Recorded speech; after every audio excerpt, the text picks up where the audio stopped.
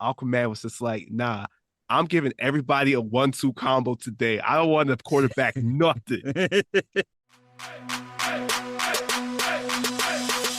Hi, I'm Shamar Griffith, codenamed Comic Shams. And I'm Andrew Tejada, codename Arate. This season, we're getting whelmed for DC's greatest sidekicks and covering every episode of Young Justice on Yet another DC animated podcast, part of the Forgotten Entertainment family.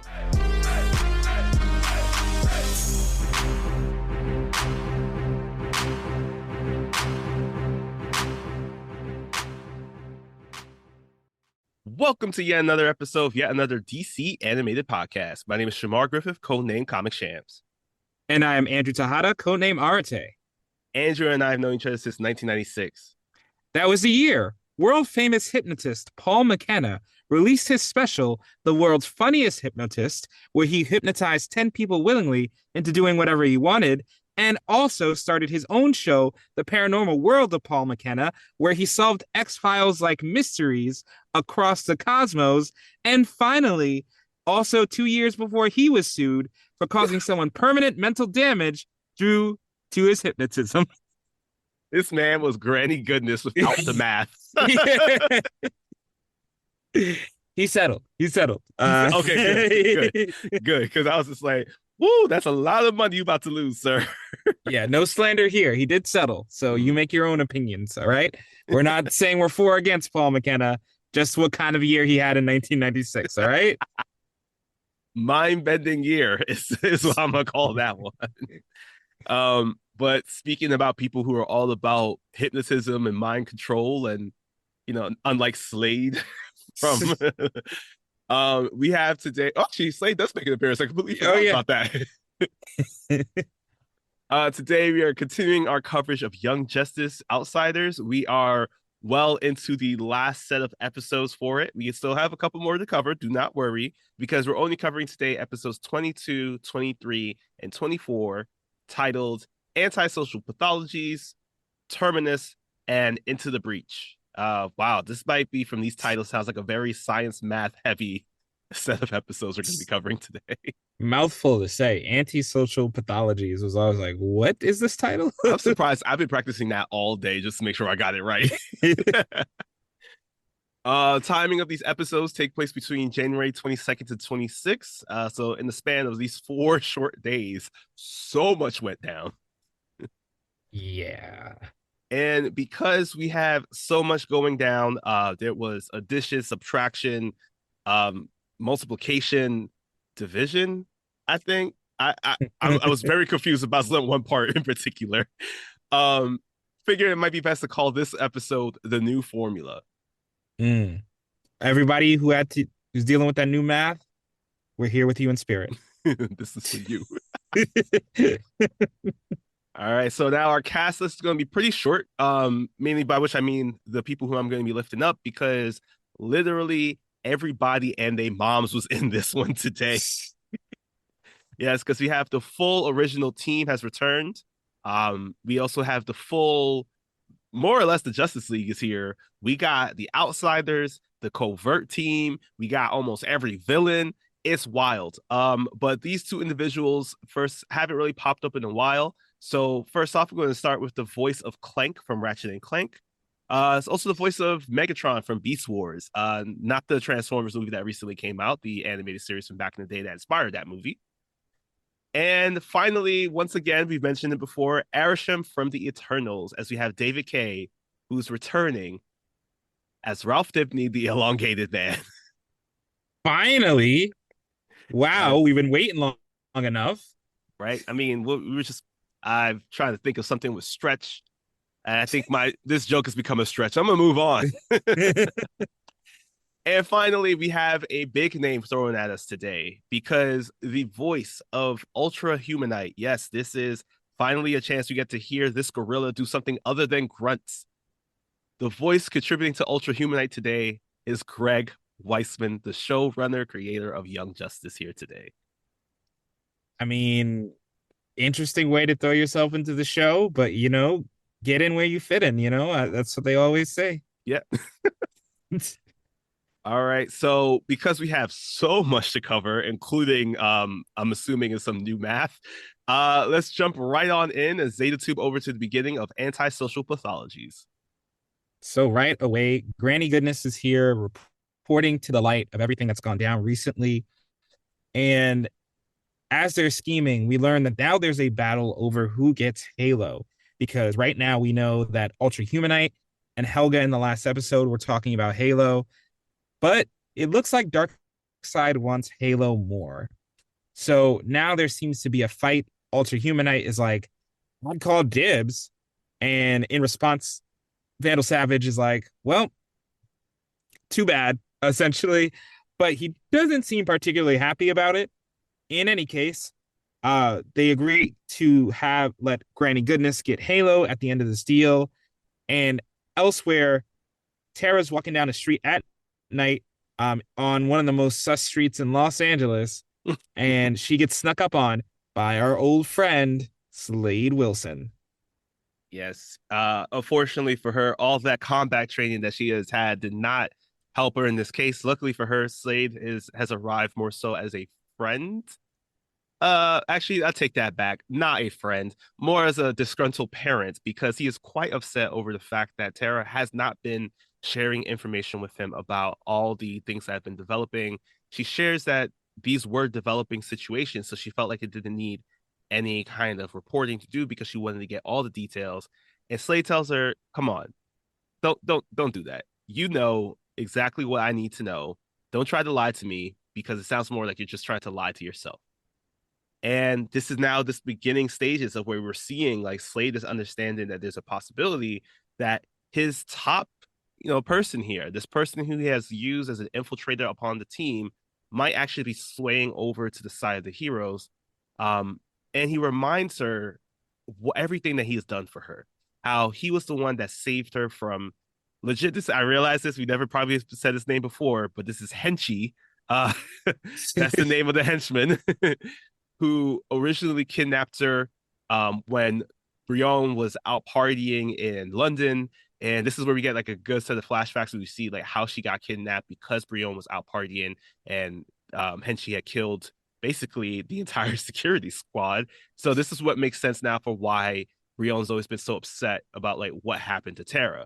But he shares that like Deathstroke shares that he was the one that saved her from that situation so that she didn't end up like one of these other regular metahuman teens that have been trafficked and trained her in this way. So he tells her that he's always be straight with me, I'll always be straight with you. And he gives her something and tells her to use it just in case.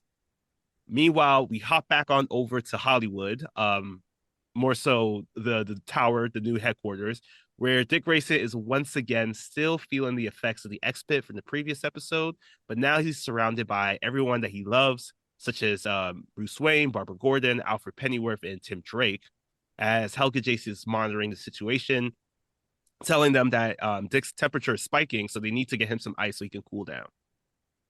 Yeah, and honestly, I think this whole situation could have resolved if they just brought some Vicks. I think Yeah, that that's was what I'm the saying. key. Like nobody thought to get the Vicks. Right. That's why he was struggling for Get so some Vicks for long. Dick. That's all And he yeah, needs. Come on. quick. But things are really going bad because Bruce Wayne is there. Yeah. You know things are going pretty bad. And while they're trying to figure out what to do, we also see that Jeff is pretty much fine. You know, he as a metahuman had a different effect. And they do confirm this later, but I thought it was pretty nice to have that parallel that Jeff is pretty much completely fine, but Dick is seriously affected by this. And other things are developing in the background. We find out there's a competing super team called Infinity Inc. Mm-hmm. that is going around and raising in social media popularity. The rest of the team, the outsiders specifically, are eating pancakes. And I just kept thinking that meme. Dick is dying and you're eating pancakes. He's dying and you're eating pancakes. Um, but luckily, Halo's there to call everybody out. And they're like, basically, what can we do right now except eat pancakes? We can't really help. He's being taken care of by the Bat family. If they can't figure it out, what can? Who can? And I do like this little moment of like where Brion goes, "Hey, is Bruce Wayne Dick's father? Because why is he here? And they quickly just move on to another topic. um, but after we get this nice scene of the team together and talking about what they're gonna do, Black Lightning notices that everybody in that's left at the tower is talking except for him and Superboy.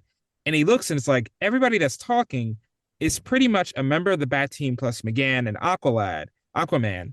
And then all of a sudden, all the sparks, he has a brain blast and he calls out, he's airing everybody out. Yeah, it is. It's not as comical as that scene from 22 Jump Street. Because you could tell that Jefferson is clearly hurt over the fact that he, despite everything, he really got swung right back into it all. He starts thinking back to when Batman retired from the Justice League, when Dick recruited him on the team, the moment that especially was like almost like pretty much right after he had turned down Batman's offer. And this all starts coming together when he remembers from when they were at Gretchen Good's house that a bat drone had flown by. So when he starts saying this, he realizes that that this is the team. The team is everything that was led by Batman. And they have been doing everything in their power to work behind the scenes, doing everything that he has been against by working against the law, because he realizes that Batman's team, especially because it's like a bunch of all of his people, have been teeing them up on so many cases, especially lifting up the outsiders. And this alerts the rest of the outsiders, specifically like Beast Boy and Tara, who's also listening in, that they've been played this entire time, because Barbara was the one that was sending them reports, because he realizes that this was, I did like this one comment though, because Jefferson was just like, nah, Dick sounded too logical when he was explaining something. I was like, hold on, did you just call my man stupid on his deathbed? He's like the boy wonder. He's got a fantastic athletic abilities and he can fight, but he ain't that smart. Like, it was like, boy, I wonder where his brains be at sometimes. But as this is all happening and he is just yelling at everyone here, and some people are trying to calm him down, we do see that Helga starts walking over to Tara, who's listening from the top floor again, and she places a control chip on the back of her neck and tells her to just quietly follow me. At this point, we do see that Vandal Savage is, because while this is all going down, everybody's been trying to explain themselves. Vandal Savage is looking back in his base. He is looking at this monitor, and he realizes a boom tube opens behind him, and then he walks on through for a conversation with Darkseid. And we're left unknowing what's happening, because we do have to hop back over to Helga, who is now leading Violet to a car, and Violet is still questioning what is going on because everybody's upset. Yes, and in the back seat is Tara and Brion, and they seem very happy to be there, very calm and docile. And Helga is just telling them, hey, we found a cure for your disease. Yay! And I told Brion and Tara everything. Yay, let's go. And, Violet is a little naive, but we can forgive her. She was born like a few months ago. Mm-hmm. And we see quickly in Tara's head while this is all going on, she has a flashback to Slade, who is training her brutally. And in the fight, she loses her cool and starts to use earthbending. And he says, yo, we were just fighting with bow staffs. But I like that because we don't fight fair around here.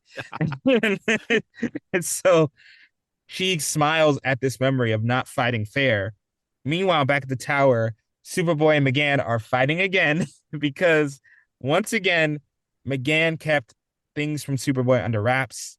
And at the same time, Beast Boy is also finding out that this was all fake. So he finds out that all his wins were basically fake with the outsiders, except for Condiment King. He has full credit for Condiment King. That was all his. And this is nicely paralleled with the question of, this was for the mission. This is all for the mission.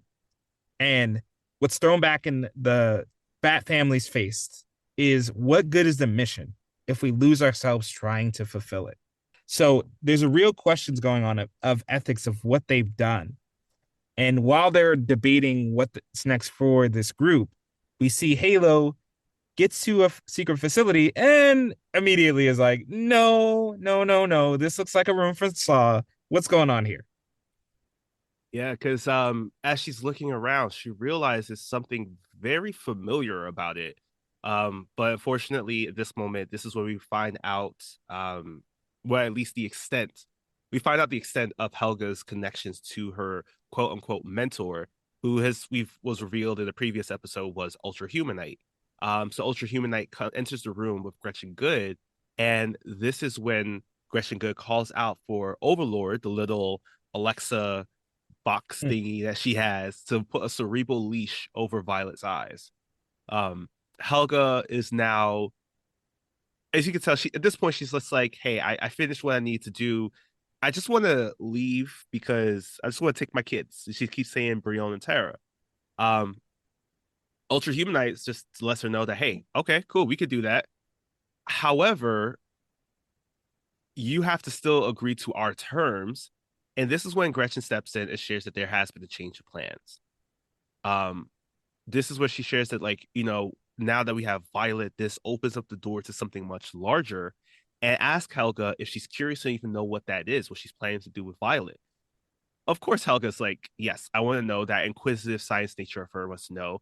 And this is when they're taken to the X Pit, where Gretchen Good explains this is a ghost dimension within the X Pit. It's the very same X Pit where our heroes were trapped in the previous episode.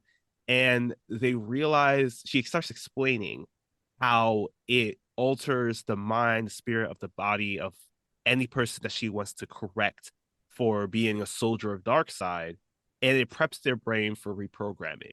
However, she realized the flaw of it is that even though it reprograms them to be a soldier for her in dark side, it's mostly out of fear because they never want to go back into the pit. This sense of free will is always going to be an issue. So she said that after seeing Violet in their last encounter, she developed this theory which she decides to test by shoving Violet outside of the red cube.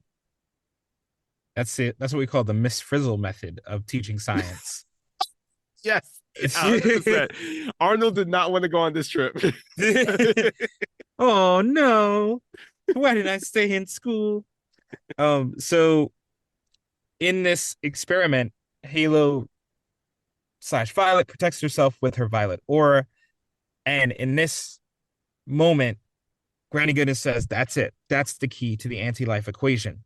So as she's happy celebrating this big victory, we um we cut back to Barbara and Bruce talking alone. And Bruce is just kind of like stunned here. He goes, all we were trying to do was protect them. I just wanted to protect all of them. And Barbara goes, maybe they didn't need our protection. Maybe we assumed that they couldn't survive by themselves, but maybe they can. And maybe that's what's so insulting. It's like, yeah, maybe they would have been lost. And, he also goes, look, this is all for our mission, and all for the mission. And Barbara hits him with, is it our mission or your mission? So all of this is like, this really is a great, we haven't gotten a lot of one-on-one time with Batman in a while, but this is a reflection of his fear of losing family. And you can see that he sees Jeff and the kids as family of some sorts, even though he keeps them at a distance. So his fear of losing any of them is driving all of this. Like, can he protect all of them by just lying to them? He has no problem doing that. If he rather them, lie than be dead. So it's a really good scene between the two of them that really puts Batman thinking about what he's done and how he's approached this so far.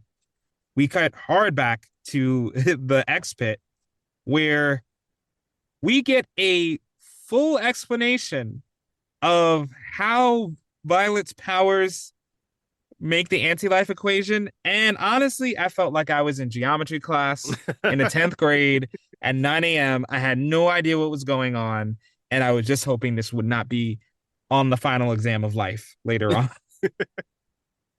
Yeah, it's a lot. It's definitely a lot.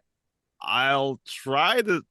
Basically, what happens is that Gretchen Good shares that because of Violet's purple aura that heals her automatically, it sends it creates like a bubble, I guess, like a bubble that keeps people safe from feeling the true pains of the X pit, and mostly leans into its like, I guess it's more reprogramming abilities, because from the past we've seen every single person who's ever entered the X pit, they've gone into this excruciating pain where their body looks like they're being like um Thanos snapped or something. And this is when Gretchen also shares that like because of that, this is the key to the anti-life equation, which she explains to Helga is a formula of life without free will. And in order for it to work, it had to be tested. So she shoves Helga out too. And this is where we see that Helga is now experiencing this pain. But hearing the pain, Violet starts sending her aura over to Helga so that she can kind of still be in this stasis portion of herself where she can answer questions from Gretchen. And this is where once again Gretchen kind of explains some more stuff about the anti-life equation, how like Metron put in some fail safes for non-organic mother boxes and father boxes, allowing them for the math science terms. I don't know. Anyway, she starts asking Gretchen. Gretchen starts asking Helga if she has any secrets that she would like to share. And at first, Helga is very resistant to wanting to confess these things, but she shares that she's only ever wanted to protect Brienne and Tara because they saw her as her creations. When she explains how like Baron Bedlam first abducted Tara and brought her to Helga's lab, and when she had put Tara in the tar, that tar that we saw in the beginning of our season that transforms, or rather activates the metahuman gene in individuals, she realized that Tara was no longer the Markov's daughter, but Helga's very own creation. So after that, when Baron had taken her daughter away, she's been plotting this entire time to try and get her daughter back. So the only way that she could see about doing that was enlisting and manipulating Brion into helping her so that he could get tested for the metagene and then eventually activate his own metagene, thus making her son. So Helga has some things she needs to Mm-hmm. work through. So she should see a trained professional. Oh, yes. Because these are not her children. Um, Far from it. so she also reveals that she made, after she says, I made Brienne essentially to get Tara back, she mentioned Gabrielle. And when she got Gabrielle, after Gabrielle was nearly executed for being a witness, she she couldn't find a metagene. So she gave Gabrielle a fatal overdose of morphine. And then everything with the mother box happened where the soul went into Gabrielle's body. And upon discovering that Violet wasn't her child, in her definition of the word, that she didn't have a metagene, she was willing to get rid of Violet right away. So that's why she took the hair sample to confirm if Violet was a metahuman or just had the soul of a mother box. It's a big just, but that's what the thing is. So she also reveals that she seduced Jeff just so she could manipulate Jeff into doing certain things for her. And on top of that, when she found out that Violet and Brienne were hooking up, she's like, that thing is dating my son? Hell no. So she comes up with the lie that Violet is dying to isolate her from Brienne and to push Brienne away. And she did all of this in the hopes that she could make more kids, more metahuman experiments. So yeah, Helga is deeply unbalanced. Oh, Um, yes. and after dropping all of this, they go back, they leave the X pit, and Granny Goodness asks Helga, even though you're out of the X pit, would you still do anything for me? Even though you hate me? She's like, yeah, I would do that for you, Granny. And right now it looks pretty bad because Granny Goodness has all the pieces. She has the Markovs. She has Helga Chase. She has Violet. But Humanite goes, girl, you talked way too much on this one. I am leaving. So he takes Jace. Granny gets Violet, and it is revealed that Slade might have thought ahead. Yes, because we do see that Slade never actually trusted Granny at all, or rather, certain parts of the light never trusted Granny at all. So he gave her an anti control chip. Or wait, no, I think it's just anti control chip actually at Yeah. that point. Um, so and he gave it to her to put into the palm of her hand. This counteracted the effects of the standard control chip. So now Tara jumps into action. She rips off the control chip from Brion's neck, which I gotta say must have looked painful as hell. Yeah. And the two of them immediately go into action. Brion starts creating his like circle of magma while Tara uses her powers to lift the platform up to try to see if they can take them down. Gretchen just calmly orders Violet to protect her, and this is when Violet opens up a boom tube, transporting them to both away. And Ultra Humanite uses a father box to transport himself and Helga away, while Brion and Tara just now stay in the room alone, trying to figure out what the heck just happened. Next, we hop back over to the building. Jeff has finished his like I don't know how long he has been yelling at these people for, but it was morning. He started this at night. Now he's sharing because at this point Dick has come out of bed. Um, he's not 100%, but he does want to take responsibility for everything that happens. So he lets Jeff yell at him this entire time. And as he's getting ready to leave, he's asking around, like, yo, where's Helga at? Garfield shares that she left with Brion and Violet since last night. And when he's about to leave, Brion and Tara start walking in. And this is when Jeff is confused because he's like, why is it that the two of you are here and not Helga and Violet? But before we get that answer, um, we have to hop back over to another conversation with the light where Slade is sharing everything about what he did to make sure that the light prevails. Yeah, and sorry for my boy Jeff. He is struggling right now. Facts. um, so Slade reveals everything, and Vandal, who is normally very composed, is clearly pissed that he got played and does show it. Um, so now it's also revealed Halo has been taken away into the middle of space to serve Granny's Goodness's aims. And this is also where we see Granny Goodness meet Gretchen Good, two separate people. And they are now, looks like they're going to do some evil twin team up. And to make matters worse, at the end of the episode, now that Tara has seen the team fall apart, they're arguing, they're lied to each other. She decides, you know what, Slade, whatever you want me to do, I got you, boy. And on that note, because that's a lot of antisocial pathologies. So now it's time for Terminus. Yeah, so we begin Terminus. I learned that Terminus is an SAT word of mine for today. With Guy Gardner, basically the entire Green Lantern crew. Shout out to the boy John Stewart, who's always flying through. They're all flying towards the orphanage, and they're trying to use their green power rings to trap the base inside of a construct. Another great moment of science here at work where there's no sound except for all of them talking with one another, so showing that they have some kind of technology that allows them to do so. Elongated Man is flying with a squadron of ships. I think it's the most I've ever seen an Elongated Man ever do. And Wonder Woman is leading a squad of her own where she is teaming up with like the heaviest of hitters of the Justice League, because we got Superman, we got Martian Manhunter, Captain Atom, Icon. They're all coming through because they all wanted to give Gretchen Good the work for everything that she's done. But the main goal is that apparently there are a bunch of metahuman teens on this orphanage that they need to go and rescue. Unfortunately, though, our cold open here closes where the anti-life equation is activated and then snares the Justice League, as Granny Goodness is just laughing at seeing how the anti-life equation has been a complete success now. Yeah, and things are not much better on Earth because we see that Jeff is really in his feelings.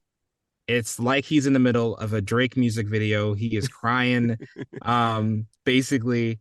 And but there to comfort him is Static. And Static does offer a hot dog, but Jeff can't enjoy that glizzy anymore because he remembers that time with that that paycheck and that child support, he could only afford hot dogs for him and Helga, so he can't even eat a glizzy in peace. And How bad of a heartbreak someone must have had that you can't even enjoy a hot dog. Like, yo, his whole life is just upside down.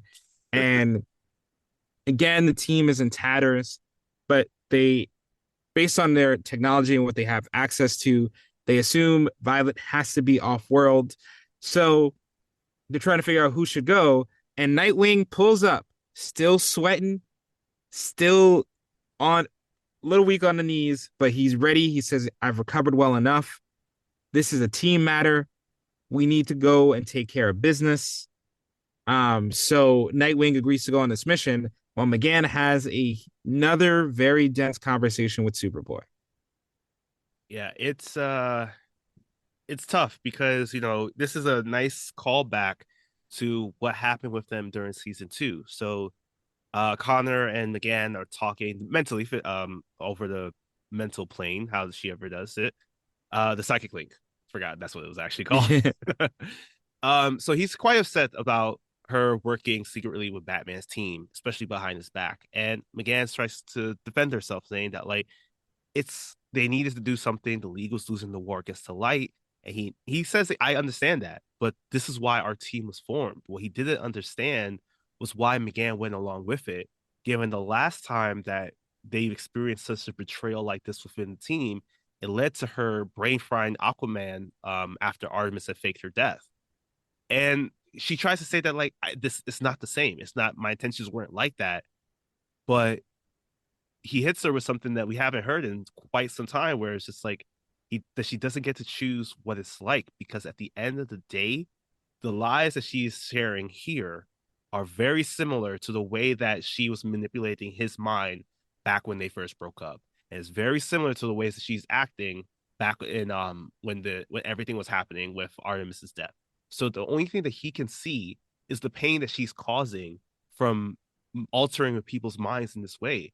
And even though she's saying that like I didn't do it the same way, I wasn't up in people's minds, moving things around or anything like that, Connor hits her with lies both alter and hurt the same way.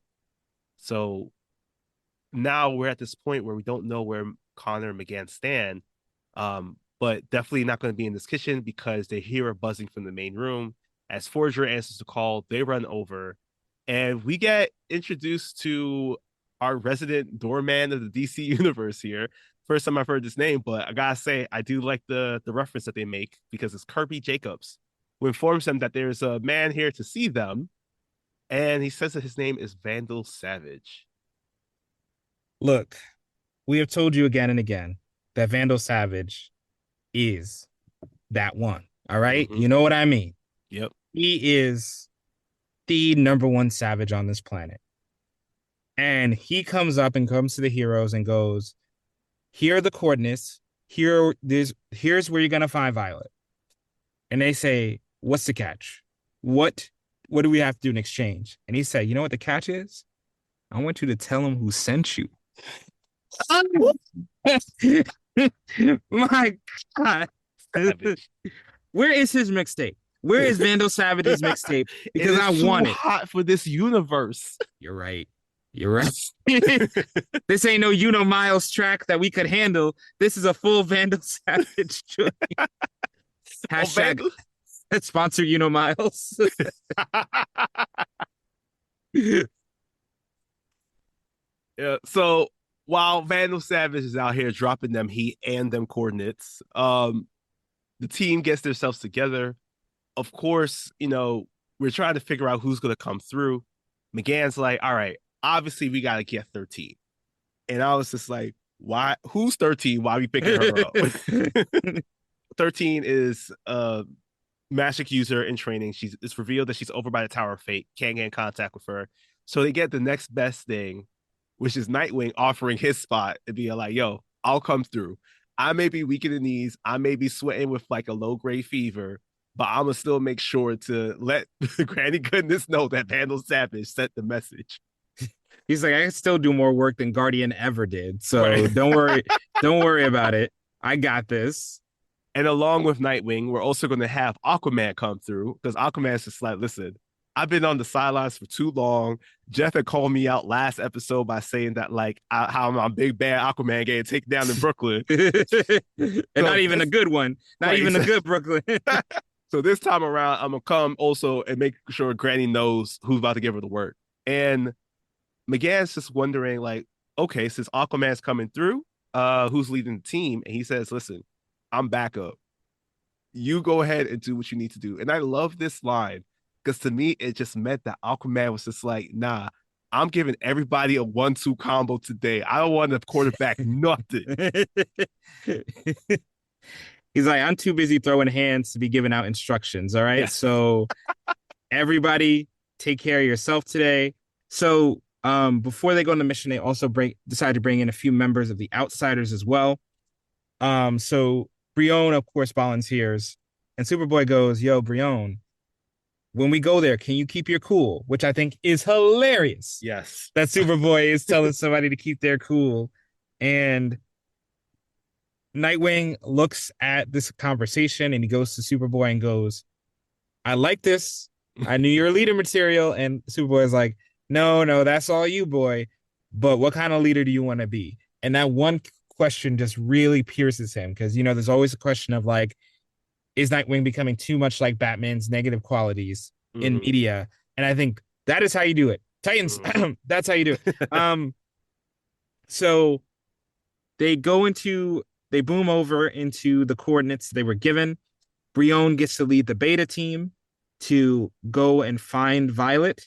Meanwhile, Aquaman and the rest of the original team sees that they are going to set up and play defense essentially. And they realize the Javelin is here, but they don't see any League members. They can't reach any League members. So what are we going to do here? And they don't have any time to really think because right now they just got to focus on getting into position. So everybody gets into position. You do see that Nightwing is a little feverish right now. And after we get the blackest fist bump that this show has ever seen, it's time. It's time for the fight to begin.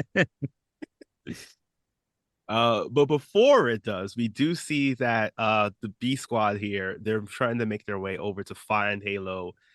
Forager notices that there's some people coming their way as we see Guillotina, Lashina, members of Granny's Furies, as well as an army of parademons, and most importantly, the scariest of them all, Mantis, the dude that set Forager running like he was the Fresh Prince of Bel-Air. He's like, listen, I don't understand how Mantis could leave their world and join alongside with the apocalypse, the evil people. This is when Tara looks to him and says, like, listen, under anger, people will do the craziest things. So as they continue on with their mission, we do see that the team now, the original team, are now coming face to face with Guillotina, Lashina, and this army of parademons.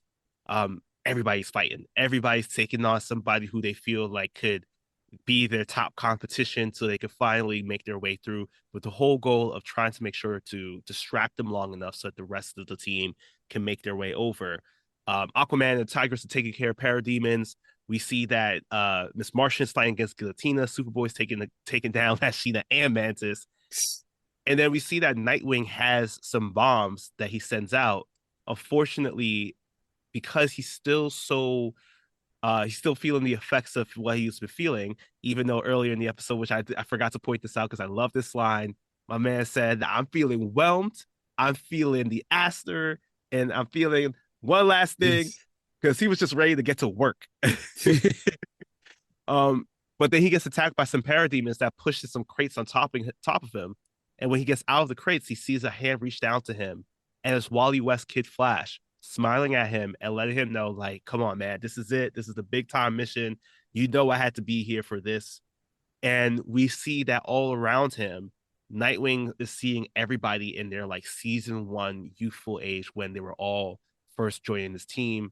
And Kid Flash is just joking along with him and alongside the team. So they decide, like, all right, the only way we can handle this is the way we handled it back when we first got together. And that's blowing things up, people, making it explode, as Bane would say. And so Robin hacks into the javelin and is using the missiles to fire at the parademons because don't count, you can kill those people.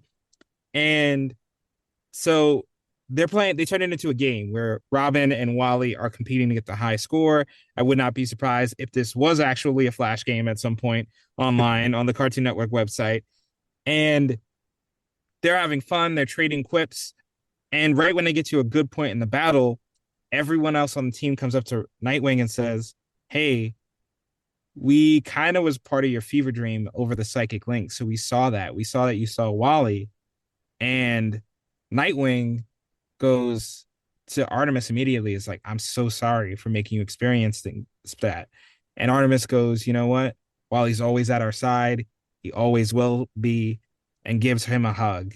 And that it's such a great moment. Brings it back to the original. It does. This is to me one of the moments where really his loss hits. That Wally is not there. This is the moment for me that really sold that. And adversity heals Nightwing, and I love this brilliant parallel because essentially, yes, violence did help Nightwing heal. Meanwhile, Jeff, seeing his kids, seeing his family, that helped him heal. That's how he got back to normal, and was able to overcome his inner turmoil by seeing the kids, by seeing what he does it for. And he won't stay there for long because Jeff doesn't like taking care of kids, whether that be Static or his own daughters. But back over, Brion finally finds out that his life is basically Lion King because his uncle killed his dad and took the throne. Yeah, because our B squad here, they come face to face with Granny as well as Halo, who's still under the control of the cerebral leash. Granny rips him a new one, honestly. Tells him that, like, join up with me and I can, help you. You honestly are just here trying to be a prince and you're looking for your princess. This is basically what it is. This is Lion King. This is a little bit of Mario, a little bit, I guess. I don't know. It's a lot. Um, this is when they are trying to figure out what's the next stage, but this is when Granny reveals that she does have another trick up her sleeve as Martian Manhunter appears and cuts off the psychic link that the three of them have with the main team. And now Geoforce is trying to stop all of this, but when Granny has a Superman, there's not much you could do as he tosses the three of them to the side. And this is when the rest of the team is trying to head down the corridor because McGann shares that she did feel her uncle's psychic touch for a brief second coming from Brion. So now they're realizing that the only thing that they can do is probably try to brain fry every single person once they reach the control room, which Superboy is quite against. But Miss Marcia says it seems might be the only way to save the universe at this point. I also do have to mention that they stole the bad guys' scooters. You're right. Yeah, like y'all did not have to do that, but I do like that y'all taking a page out of Vandal Savage's book and learning how to be savage too. So at the end of this debate, McGann says, "I am prepared to sacrifice my soul if it saves theirs." And that's what she does as she goes into the grand room and activates her ultimate brain blast technique. Hal, especially, I don't know why, but Hal looked like he was dead. Like Hal, especially, because they do show that the humans in the room, the Green Lanterns mainly, are really having a tough time with this. Because non-meta suffer more. And I do like that Brion tries something and Superman just goes, sit down. Yeah. Sit down right And you saw the sizzling from when he tried to warm up, and Superman was just like, this is basically 60-degree weather for me. Sit down. Yeah. We see Icon briefly too. Nice to see Icon. Mm-hmm. That's all they do for him. That is it. That is all. And unfortunately, it is all too late. Granny Goodness is able to get ahead, and everyone in the room is completely taken over. She activates an X pit, and everyone in the room is taken over. She declares this the age of Darkseid. And before the credits roll, if you hadn't been pain enough, we see an image of Wolf sleeping at Kid Flash's feet. Yeah. So now that we have closed with that in particular, we do have to enter the breach of this next stage, this Age of Dark Side, with our next episode, Into the Breach. I almost started saying Into the Thick of It once I heard this title. Not gonna lie. As we do get a little cut back, I guess we go back in time by a couple minutes or a little bit before this mission, where we see that Beast Boy receives a text message from Miss Martian, and it's saying that they know about what Halo's whereabouts are and to wish them luck in rescuing her. And this is when Beast Boy texts luck, to which Victor states, "Really? That's all you're going to say?" And when Beast Boy hears that, he's like, "Wait, how did you know what I said? We're on different sides of the room." And this is when it's revealed they're in the bioship. They are the unofficial Gamma team of our crew today, as the outsiders have banded together. And Victor starts to explain something that I've been trying to debate if it was better done here or in Zack Snyder's Justice League. Yes, because he has, you know what happens if you pay the full price for cloud storage? They actually you actually learn to harness the cloud, and that's what Vic is doing here. He is the cloud essentially, and he explains that he basically can go. He's better at the job than Batgirl because he can go into anything. He can go any computer, anything digital, and essentially become it. So we see that he has scanned good headquarters and he found something suspicious. A building with no Wi-Fi. No, that's something shady's going down there. So the team of outsiders, minus Virgil because he's still with Jeff. Pretty sure Jeff would have understood if he came along for this one, but okay. And Vic boots them in and he was supposed to leave, but Vic says, Halo has helped me so many times. If this can help her in exchange, I want to see what I can do. So he decides to go on the mission. And this starts a really good series of scenes. Kid Flash checks the whole place twice because he has the time. But he missed one thing because Vic reveals that everything is not what it seems. Yep, the whole building is a lie. Because as he starts sending out a sonic wave, I guess to counteract the technology that was being emitted from this apocalypse in tech, there's this huge apocalypse device in the middle of the room. Kid Flash jokingly starts asking, it's like, Kid, what's going on? Why is it making this sound? I kid you not, that's exactly what he does in the episode. And Victor states that, like, hey, I think I can talk with it. And again, Kid Flash asks, how do you know how to speak? It's dumb, but it got me. It's everybody in Star Wars to me, when he's like, I speak droid. It's like, do you? I don't hear you beeping.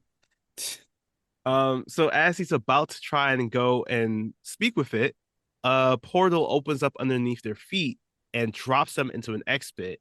And now they're just all screaming in terror and pain. But while that's happening, we have to hop on over to a more important character, I guess, at this time. Lex Luthor, who's trending the polls in his office of Infinity Inc. versus the Outsiders to see who's the most popular. And at this point, he makes a phone call.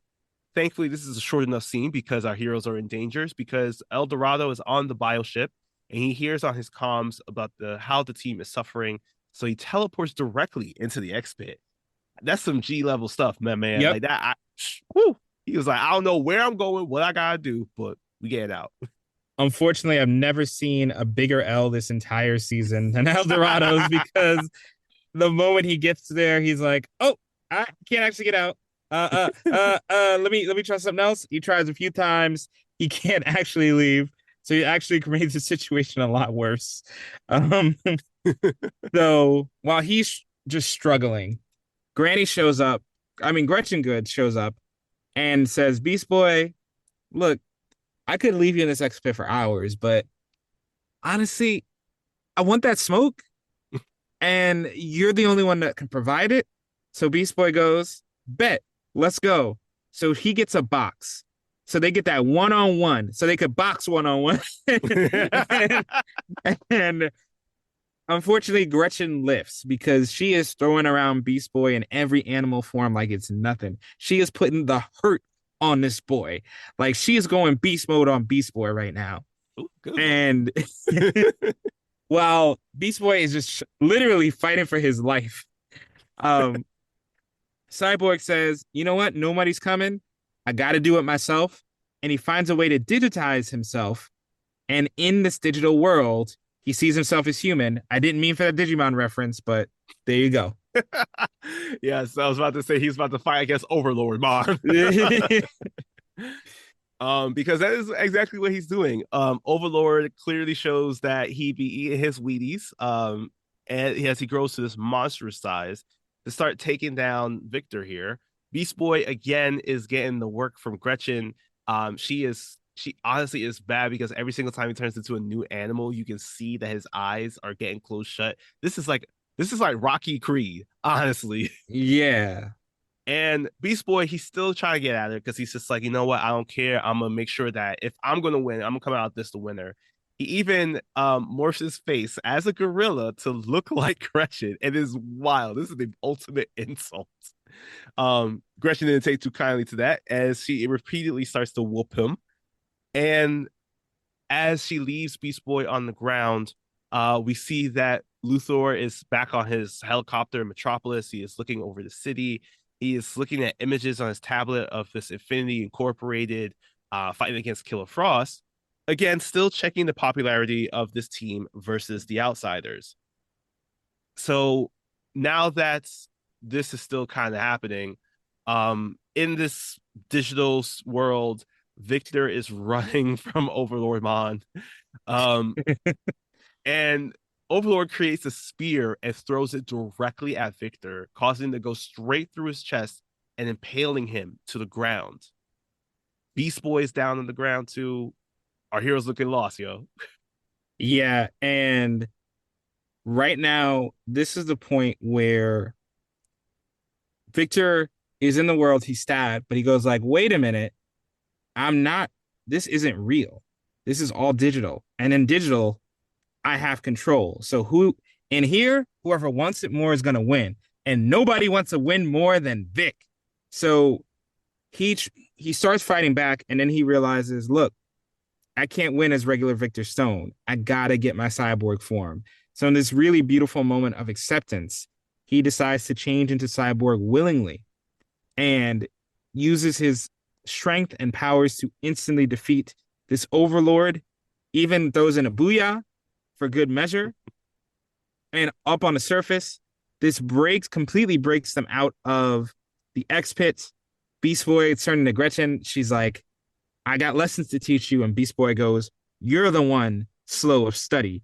And when everybody is out, they immediately try to jump Gretchen. Unfortunately, they can only tie her up for about 2 seconds before she's able to get away. But Cyborg and Blue Beetle are able to destroy the machine together. And just when they're wondering, did we lose this fight? Did we take an L? Cyborg boom tubes straight to Violet solo for a really freaky scene. Oh, yes, because in this moment, calling back to our previous episode where we were introduced to Metron, he shares that Gretchen Good and Granny Goodness, whether or not they are the same. He said yes and no. Oh, we get to see exactly what yes and no means because it seems that they are fusing together here in the most grotesque way that anyone could ever imagine. Like this in this moment, I kind of wish we saw more of a Dragon's Ball Z fusion. This was nasty. Um, they're screaming in pain, and once they fall down to the ground, knocked out, Vic starts trying to figure out what he needs to do. He realizes that Halo's the key, so he fires his sonic arm cannon at her. First saying, please don't miss. Gotta take it one shot. Please don't miss. But fortunately, he does not miss, and it knocks off the cerebral leash as she realizes now where she is. She gains her consciousness back. She's no longer under Granny's control, and she realizes that she's been repolarized. So she's got to figure out a way to stop the anti-life equation and also save all the heroes. So she taps into every single one of her auras. Now, I know people are like, rainbows are cool, double rainbows are better, but I gotta say, a halo rainbow, that's kind of fire. Mm-hmm. She uses her Halo Rainbow, and it is super effective at curing all status conditions. And with her, everybody brought out. The only question is, who is giving Granny the work right now? Who is trying to just beat the hell out of this tyrant? And Granny even tries to beg. Violet hits her with that Kamehameha wave. She is not having it for a second. And Superboy even shows up and says, Yo, Vandal Savage has a message for you. He says, I'm that one. Remember that. And um instantly I do like how the other heroes just go like, let's blow this up like right now. Let's everything here, let's blow it up. The Green Lanterns contain the explosion. And as Violet and Brion make out very graphically, I might add, it questions Superboy to turn to McGann. And McGann goes, Where are we? Superboy's like, On this ship. And she's like, No, where are we in a relationship? And he's like, All right, couldn't tell you. Couldn't tell you. So all this tense scene leads up to a very, very scary meeting with Darkseid. Yes, because Granny was able to escape, unfortunately. And as she kneels before Darkseid, she explains to him how she was so close. She almost got it all done.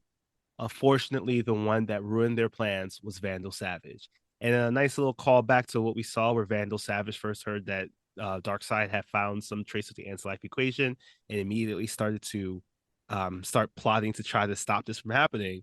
We see that Darkseid is also upset that his longtime adversary in this end goal of Earth versus Apocalypse has done everything he's done in this case.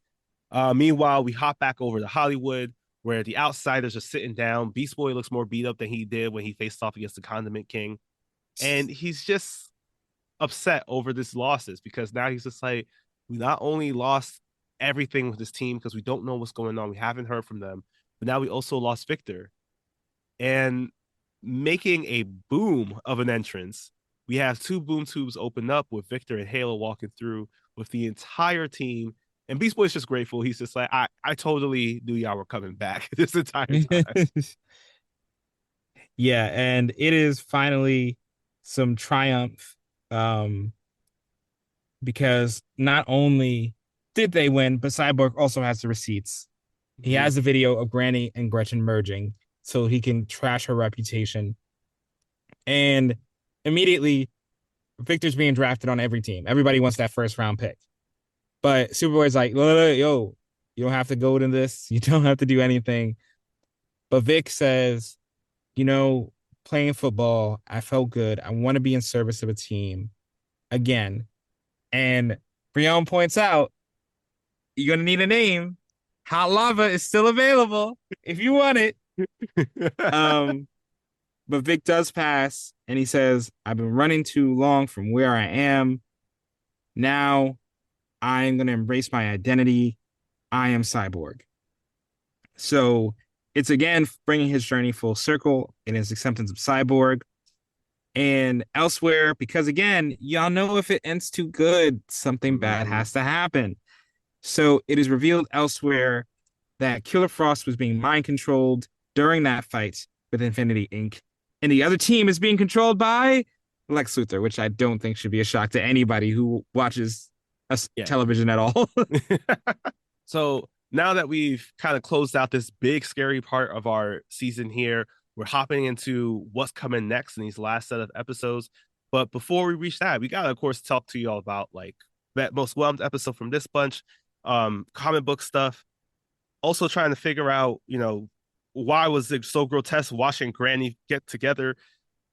If you need help in finding a way to forget that image, listen to this podcast for the Forgotten Entertainment family that you should be listening to the next time you're not listening to us. Hello there, I'm Colleen. I'm Anders. And I'm Daniel. We're three nerds that met through our love of science fiction and fantasy storytelling.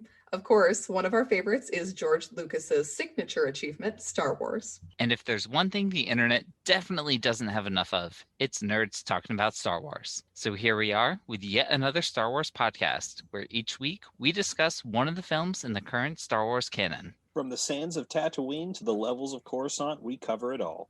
Yet another Star Wars podcast is available wherever you get your podcast and is part of the Forgotten Entertainment family.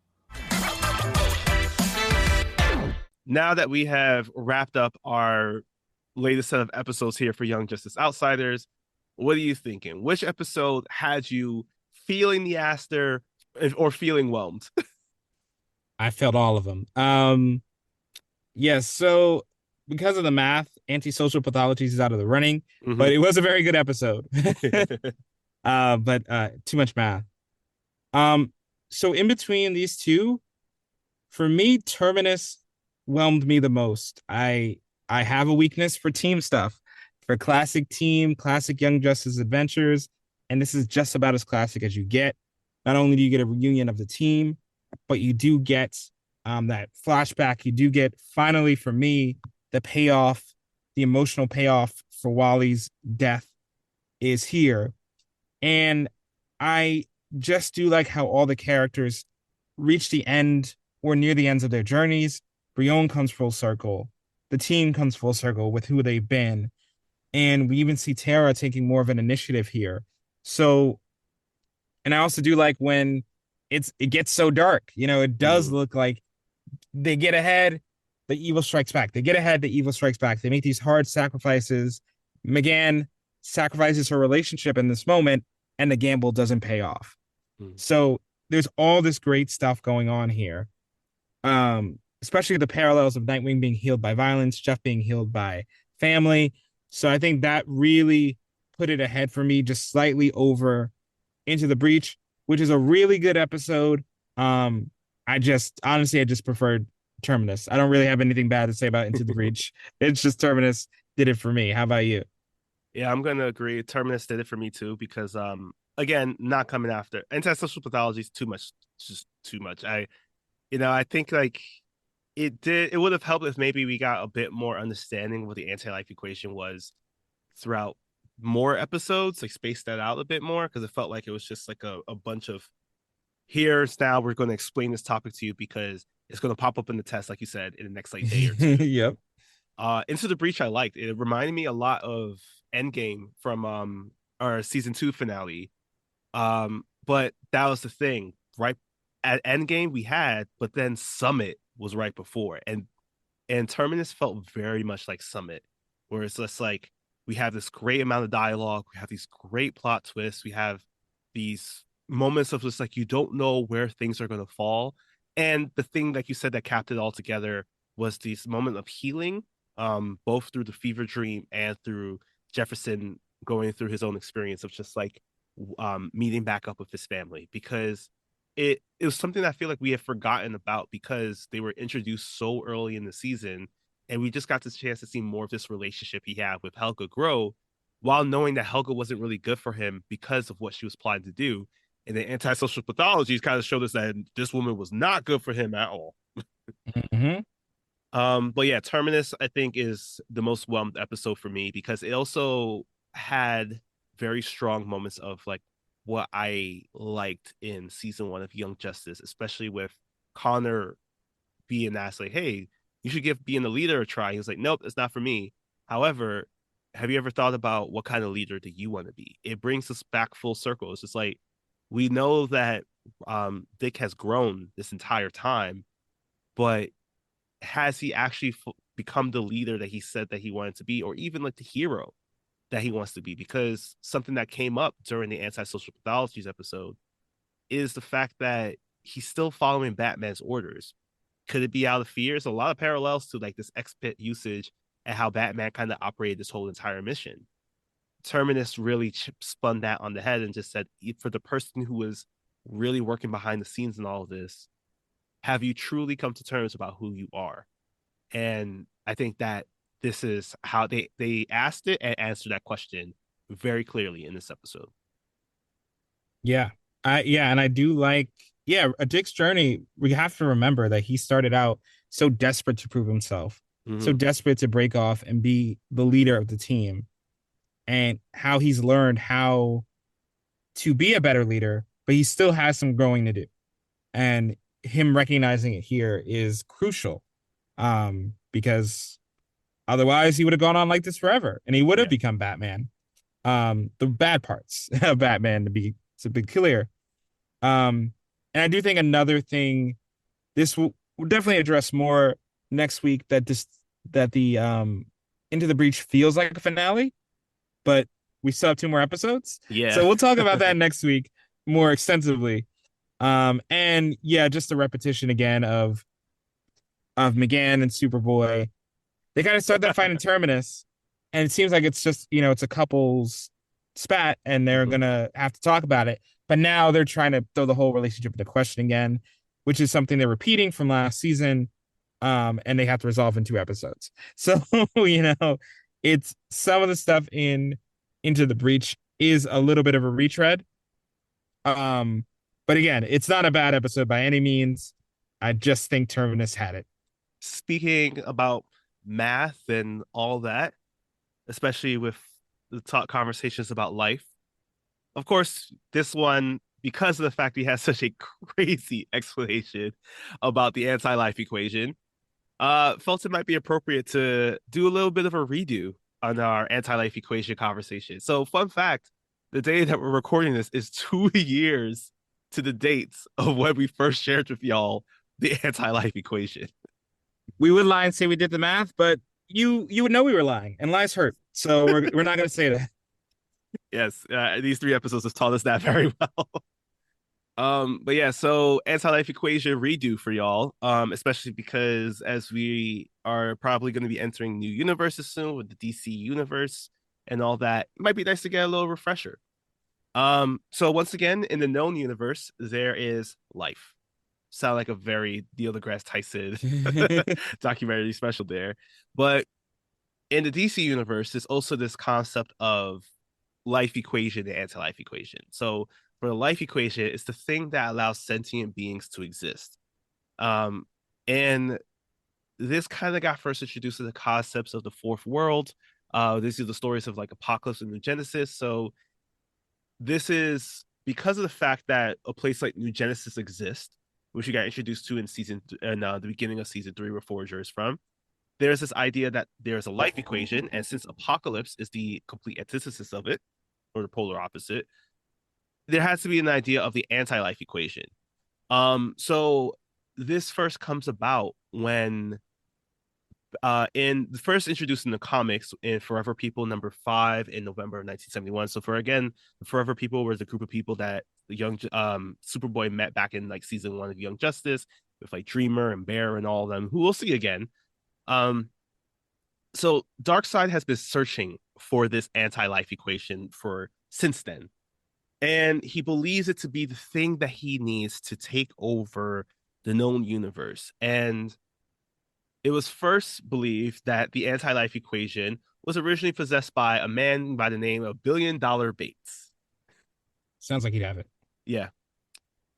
He used this, I'm assuming, to make his $1 billion. This might also just be from like just from capitalism. It sounds like it was just like, hey, iPhone 15, no different from the 14, but you still want it. So Billion Dollar Bates took this secret, this equation, to his grave, and Darkseid has been searching for it the entire time. He first came across an idea about it probably existing when he first had a conversation with some Martians, who shared with him that there must be some kind of anti-life equation out there since the life equation exists. And during his searching, for fans of the Snyderverse, you saw this big battle in Zack Snyder's Justice League in the 4-hour long movie for many long hours. Uh, So we forgive you if you forgot about this. yes. During this battle, the whole point was that he believed that there were some portions of the anti-life equation on Earth, mostly buried within the collective minds of humanity. So he figured that by taking over Earth, he'll be able to get those numbers and equations to figure out what the anti-life equation actually is. Now, Again, Darkseid has been searching for this since Forever People #5 in November of 1971. And I'm here to tell you today that it technically does not exist. Ooh, you're saying the limit does not exist? Yes. Man, this has been a shocker, I know. Because in this book, Old Gods and New, a companion to Jack Kirby's Fourth World by John Morrow, there's an interview that Kirby's assistant Mark Evanier had where he states that Kirby aimed for it to be that this thing that Darkseid had been perceiving as a weapon was actually more of a not an intangible spiritual goodness that exists in every religion and every people. So the whole goal of it, the story that was being told, the anti-life equation in Darkseid Search, was that he expected Darkseid's journey to end with him acquiring it through like the killings, the tortures, the conquest, and then ultimately having this weapon in his hands, and then seeing that it says "Thou shalt not conquer," making it completely useless for Darkseid's future goals and conflicting with everything that he's ever done. Oh, that would have been hilarious. Yes. And it's because the anti-life equation, this whole journey that Darkseid's been on, it's more of an anti-war, anti-imperialistic statement. So think about like those songs that kind of like convey images of war or actually anti-war songs, like I believe like One Tin Soldier back in the 60s. Mm-hmm. So and this was because Kirby himself was a Jewish American World War II veteran, and he was actually using this story as a way to grapple with his feelings about evil in the world. And Mark Evanier confirmed that, like, hey, this does not exist because in New Gods #28, where Mark wrote alongside Rick Hoberg, Frank McLaughlin, Steve Montano, and Charles Bennett III, the source of it all states that the essence of the anti-life equation doesn't actually exist because there's only life. And I know that this probably sounds really weird and confusing. Hopefully, not as confusing as like antisocial pathology's understanding of it. But if you want a clear definition of it, like what exactly the whole end goal was, I realized watch Kung Fu Panda. Uh, yes, but how will this help me understand math? Well, that's because later on, because people were so upset that this was such a non like specific tangible concept, they decided to actually add an equation. It broke the minds of too many people, I'm assuming. So in 2005, Seven Soldiers, Mr. Miracle by Grant Morrison, it actually features the actual numerical equation because they realized that this idea was too much, especially because at this point, Jack Kirby had not finished just telling the story. So in the DC universe, to make people feel better about things, they established this equation of, and please, if you have a pen or a pencil and some paper, here it is, write it down. Loneliness plus alienation plus fear plus despair plus self-worth divided by mockery divided by condemnation divided by misunderstanding times guilt times shame times failure times judgment. N equals Y, where Y equals hope and N equals folly. Love equals lies, life equals death, and self equals dark side. I'm gonna have a nightmare tonight that I'm studying for a math test and I get there and I don't know anything. So thank you, Dark Side. I'm part of the equation now.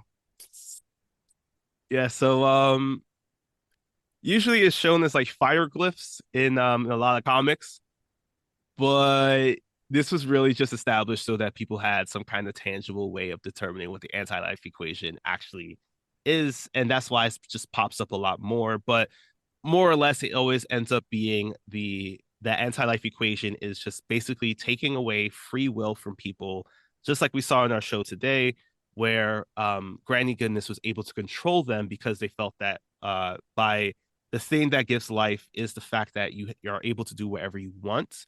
So by being able to control everybody, that is mastery of anti-life. And many people have owned it amongst Dark Side. Mr. Miracle has owned it. There are beliefs that telepaths are usually people who are very in tune with the anti-life equation because of the fact that they can mind control. So this is where we kind of have this sense of like the taking away of free will. But ultimately, the whole concept of the anti-life equation is that it does not exist, and that's it's just this misguided ideal to share that like there are some evils out there in the world about dealing with conquest, and this is just really just a big sort of fu to those people who are just like, I need to kill and torture in order to get what I want. Well, show them. Yeah.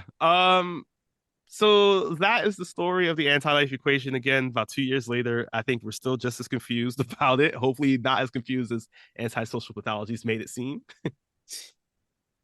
But with that, that wraps up our episode. We are going to continue on with our last 2 episodes of Young Justice Outsiders next time. So in the meantime, be sure to check us out on our socials. Check us out on our Patreon. We are building up some library over there as well. And in the meantime, take care of yourselves. And remember that if you end up in a fight against a grandma, do not think it's a sure victory. We saw what happened to Beast Boy. I don't think his eye is ever going to be healed. Yes, and if you get so sad over a breakup that you can't even enjoy a delicious glizzy, it's okay to ask for help from a professional and to eat that glizzy. You need that energy. You need that strength, King. Keep going. Keep going.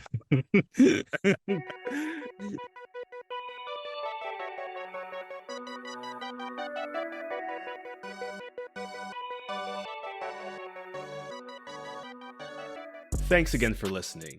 Yet Another DC Animated Podcast is a proud part of the Forgotten Entertainment family. If you liked what you heard, leave a review and share us with a friend. Also, be sure to follow us wherever you get your podcasts and on social media at YA DC Animated Pod.